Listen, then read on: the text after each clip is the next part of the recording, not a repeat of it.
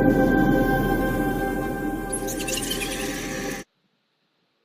friends, in this video we will discuss about the batch management in Tally Prime. So first we will analyze what is batch and what is the purpose of using the batch. So we can use the batch management in inventory and production side. So today I'm going to explain the concept of batch management in the production side, and I will tell you how to configure the batch management in Tally Prime in the inventory section. So let us discuss. So consider we are running a plant, or we are in a production environment. So we are producing this finished product. Example, we are producing this valve. So we are running our plant for 3 shift, and we have 4 laborers working for every shift. So that's why I entered as 4 laborers per shift.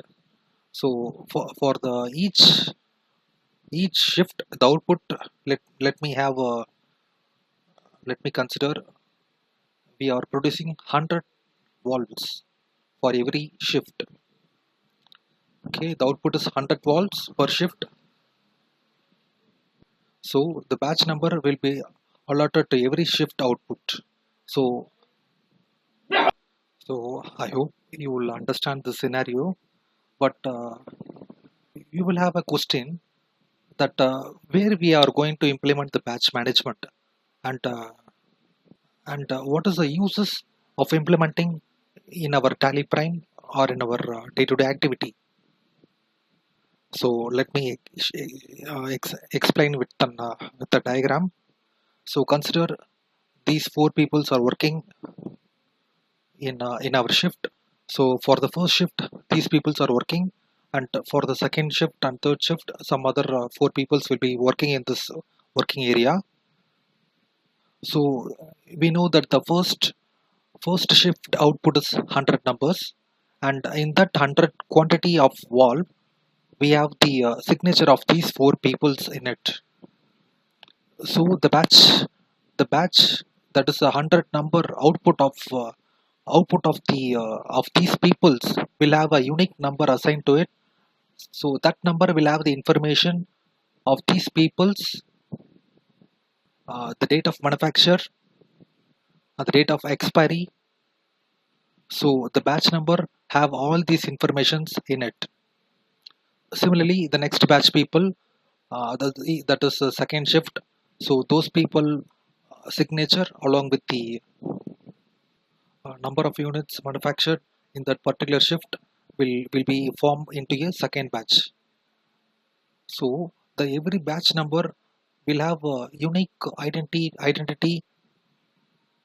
of its state of manufacture, and overall working in that overall have worked in that batch. So it is possible to have a clear understanding of the product. If some product is gone defective, I can analyze the product, and I can find in which batch the product is belonging to, and who are all worked in that product. So I can easily analyze and have a report, clear understanding of the report. So this kind of information the batch will give you. So now we are going to analyze how to configure this batch management in our Tally Prime. So let me move into the Tally Prime. So the first step is to create the batch. So just click on show more, show inactive. You can find the batch here. So sorry, we cannot find the batch management here. Let me go into this company features. So you can find we have to activate this enable batch, and maintain expiry date for batches. We have to make it as yes. So this is the activation point for batch. So let me go into the, so if I create a, let me create a new stock item. Okay, let it be the valve.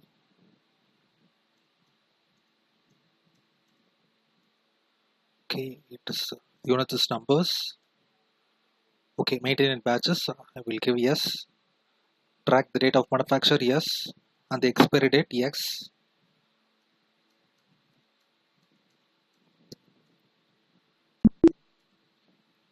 Okay, I've created the material. So let me purchase the thing, valve.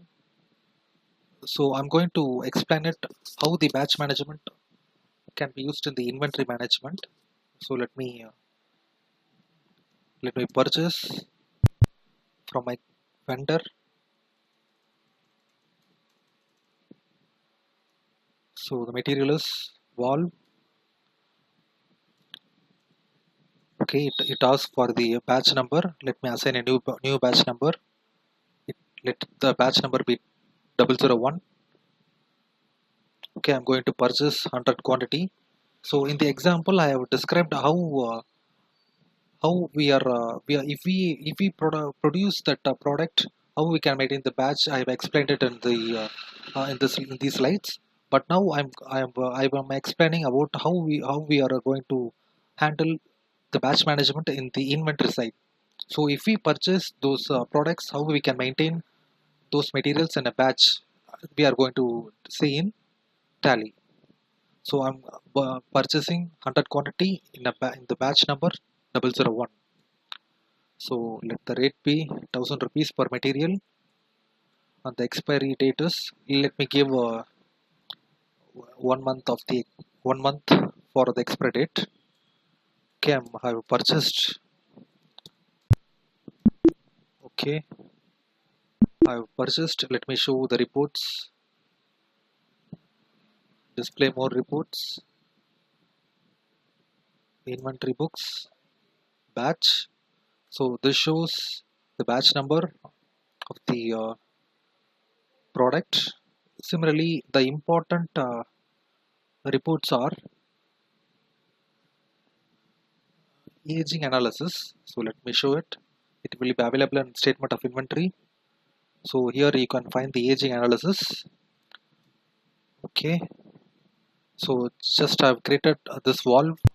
I've not maintained the batch for other materials. Only this valve I have maintained. So let me hide those things. So I have removed all those materials. So this material only we have configured with the batch. So let me show. Let me click on the aging style. So aging style by date of purchase and show only expired batches. If I click the yes, it shows as per the date 1st April the material is not expired, and the from the period 1/5, that is 1st of May, the product will be expired.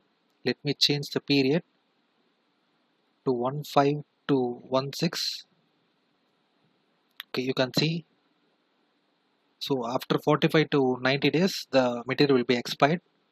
So less than 45 days the material won't be expired. So I can also change this intervals by clicking on the aging periods. So I can classify according to my requirement. You can see here.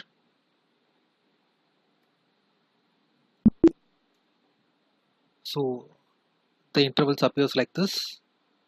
So in the month of May, the product will be expired. So likewise, we can maintain for all the materials.